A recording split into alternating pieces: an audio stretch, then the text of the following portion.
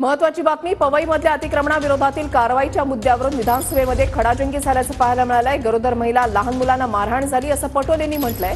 सरकार हिरानंदानीला पाठीशी घालतंय का असा सवाल नाना पटोलेंनी उपस्थित केलाय। तर बुलडोझर गरिबांवर चालवण्यासाठी आहे का? बुलडोझर बाबा म्हणून सांगायला लाज वाटत नाही का? विजय वडेट्टीवारांकडून विधानसभेमध्ये संताप व्यक्त करण्यात आलाय। त्या पद्धतीने या मागासवर्गीयांवर लाठीचार्ज झाला, गरोदर महिलांना उडवून मारलं गेलं, लहान लहान पोरांना त्या ठिकाणी उडवून मारलं गेलं होतं। अध्यक्ष महाराज, हे आखरी याला जबाबदार कोण आहे? सरकार त्याला हिरानंदानीला पाठीशी घालतंय का? बिल्डरांचं सरकार आहे का? मागासवर्गीय लोकांना जगण्याचा राहण्याचा अधिकार नाहीये का या मुंबई शहरामध्ये? याचं उत्तर या सरकारला द्यावं लागेल। अध्यक्ष महाराज, माझा मुद्दा ऐका।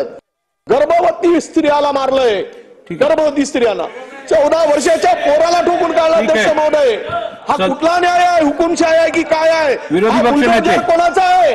हा बुलडोजर काय गरीब माणसावर आणि मागासवर्गीयाचा उद्ध्वस्त करायला बुलडोजर आणि बुलडोजर बाबा म्हणून सांगताय? लाज वाटत नाही तुम्हाला?